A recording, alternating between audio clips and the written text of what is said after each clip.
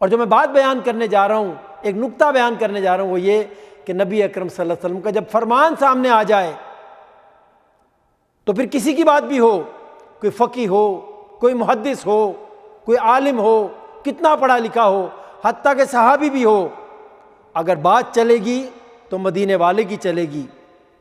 تو بات ہو رہی تھی نبی اکرم صلی اللہ علیہ وسلم کی اتباع کی، آپ کی پیروی کی، آپ کی اطاعت کی، آپ کے رستے پہ چلنے کی۔ اللہ اکبر۔ نبی اکرم صلی اللہ علیہ وسلم نے ایک حدیث مبارکہ میں ارشاد فرمایا، بخاری شریف کی حدیث ہے، حضرت ابو ہریرہ رضی اللہ تعالیٰ عنہ اس کے راوی ہیں، فرمایا کل امتی یدخلون الجنہ، سنو میری امت کا ہر فرد جنت میں جائے گا، الا من ابا، لیکن وہ جنت میں نہ جا سکے گا۔ صحابہ جب سنتے ہیں پریشان ہو جاتے ہیں، عرض کرتے ہیں فمن یابا یا رسول اللہ صلی اللہ علیہ وسلم، اے اللہ کے رسول کیا کوئی ایسا بھی ہے جو جنت میں جانے سے انکار کر دے؟ جنت کسے نہیں چاہیے؟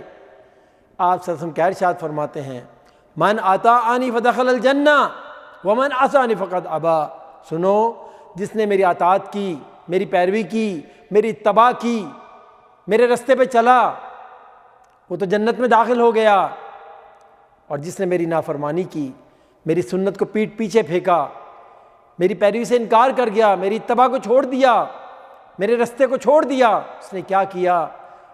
تکبر کیا، کبر کیا، جنت میں جانے سے اس نے انکار کیا۔ اللہ اکبر۔ اتباع کے کتنے پہلو ہیں میرے بھائیوں، کتنے تقاضے ہیں آپ صلی اللہ علیہ وسلم کی اتباع کے، آپ کی پیروی کے، آپ کی اطاعت کے۔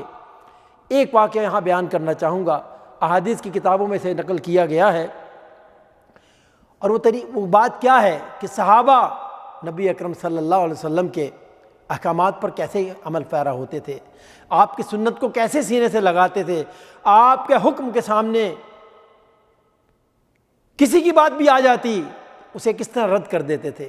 اور جو میں بات بیان کرنے جا رہا ہوں، ایک نقطہ بیان کرنے جا رہا ہوں، وہ یہ کہ نبی اکرم صلی اللہ علیہ وسلم کا جب فرمان سامنے آ جائے تو پھر کسی کی بات بھی ہو، کوئی فقیہ ہو، کوئی محدث ہو، کوئی عالم ہو، کتنا پڑھا لکھا ہو، حتیٰ کہ صحابی بھی ہو، اگر بات چلے گی تو مدینے والے کی چلے گی، ان کی بات سے جس کی بات بھی ٹکرائے گی اس کو چھوڑا جائے گا، اور نبی اکرم صلی اللہ علیہ وسلم کی بات کو تھاما جائے گا۔ اور اس بارے میں کتنے ہی واقعات ہیں، چلیے اس بات کو صحابہ کی طرز عمل سے دیکھنے کی کوشش کرتے ہیں۔ بھائیوں، کہ آپ جانتے ہیں کہ امت میں آپ صلی اللہ علیہ وسلم کے بعد سب سے بڑی شخصیت کون سی ہے؟ ابو بکر صدیق رضی اللہ تعالی عنہ امت میں پہلے نمبر کی شخصیت ہیں، بڑی شان و عظمت ہے ان کی۔ نبی اکرم صلی اللہ علیہ وسلم نے ان کے بارے میں فرمایا کہ جس نے مجھ پر احسان کیے، میں نے اس دنیا میں رہتے ہوئے سب کے احسانات کا بدلہ چکا دیا، لیکن ابو بکر کے مجھ پر اتنے احسانات ہیں کہ میں نہیں چکا سکتا، بلکہ میرے اللہ ابو بکر کے احسانات کو میرا اللہ چکائے گا۔ اور ابو بکر کون ہے؟ بچپن کے دوست ہیں، بچپن کے ساتھی ہیں، یار غار ہیں، ہجرت کے ساتھی ہیں۔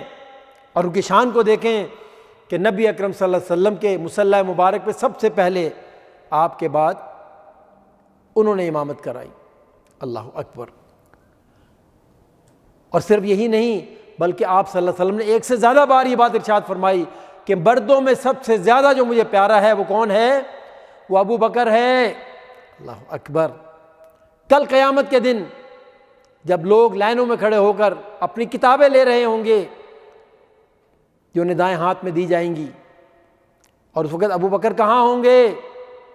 ابو بکر جنت کے دروازے پہ کھڑے ہوں گے، ان کا کوئی حساب کتاب نہیں۔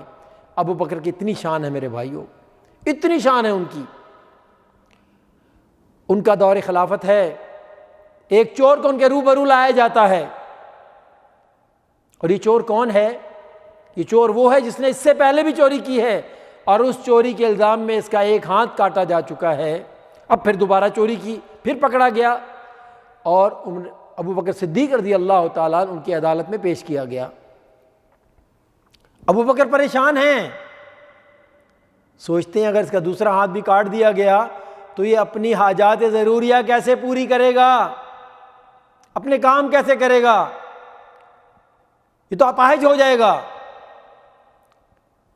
اور جیسا کہ بخاری شریف کی حدیث ہے ارحم امتی بامتی ابو بکر۔ آپ صلی اللہ علیہ وسلم کیا ارشاد فرما رہے ہیں؟ میری پوری امت میں میرا وہ امتی جو میری امت پہ رحم دل ہے وہ کون ہے؟ ابو بکر ہے، وہ رحم دل ہیں،